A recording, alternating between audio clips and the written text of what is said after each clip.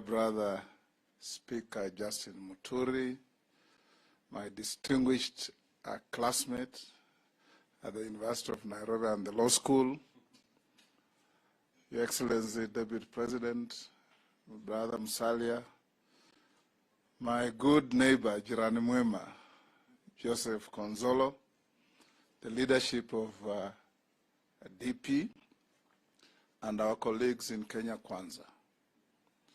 Today is a very, very important day because this event culminates in the absolute deconstruction of a mirage called the deep state and the continuation of the reconstruction of an equitable Kenya. We come here to receive and be joined by a party that has a very admirable chapter in the political history of this country. 20 years ago, DP, or Democratic Party, and Ford Kenya came together. They ended up forming government. When Michael Wamalwa Kijana and Mwai Kibaki spearheaded the change that swept Kenya in 2002. It is therefore not strange that 2 decades later, our 2 parties are now joined with our brothers in UDA and ANC and many others to again lead the country into a change that makes sense to our people. This country, ladies and gentlemen, has a resilience like no other. Every time those who have been given the privilege of navigating our ship become rogue, Kenyans take control of the ship and steady it back to the deep waters. And we are doing exactly that. When you walk around this country, you hear, you feel what Kenyans think and what they say.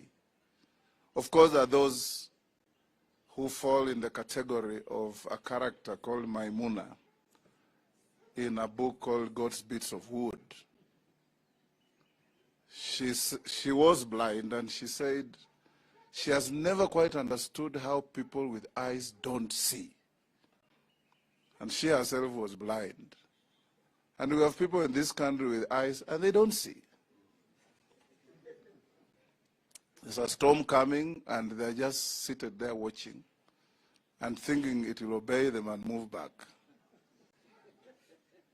So today, my brother Justin and your team, you have made Kenyans proud.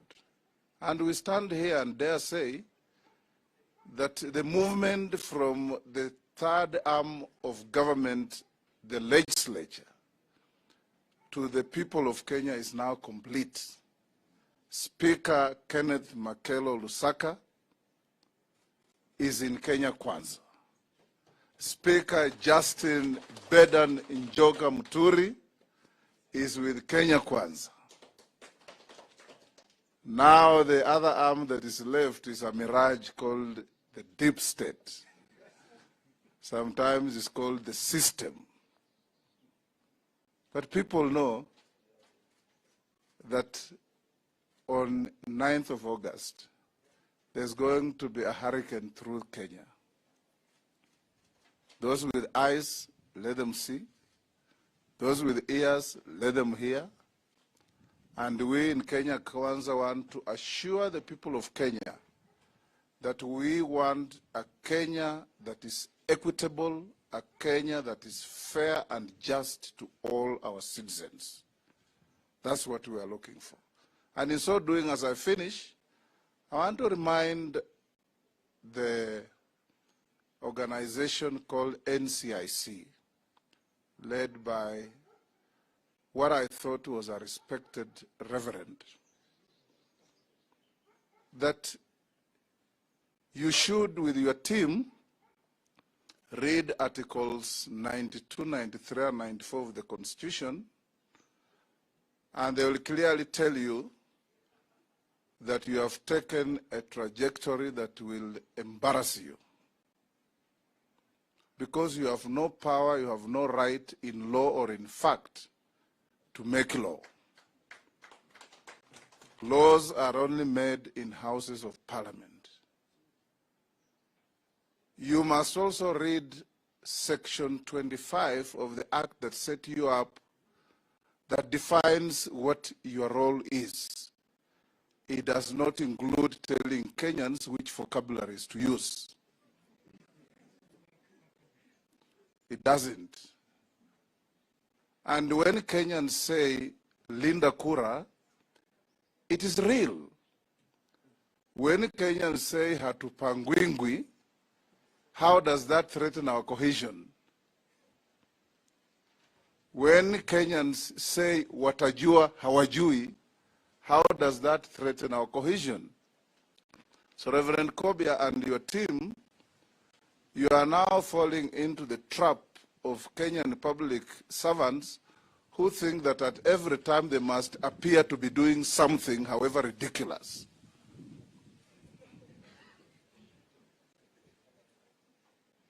Don't ridicule yourselves, and for avoidance of doubt, in our next rally we are going to say Hatupangwingwi, we are going to say Linda Kura, and we are going to say watajua hawajui.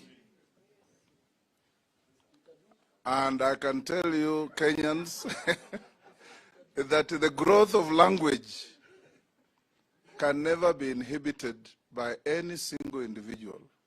That's why when you go to the English dictionary, the Oxford English Dictionary, you find what? They're queuing for fuel. They're queuing to enter public transport. They're queuing for everything. They're queuing for jobs. Please, the deep state, save Kenyans this burden and embarrassment of telling Kenyans to go and register the SIM cards whose details you already have. We will ask our lawyers, led by Kithure Kindiki and others, if they don't stop, to go to court and stop them. Because it is illegal, it is a nuisance, and is burdensome to Kenyans for no reason whatsoever, howsoever. And we will tell Kenyans just as much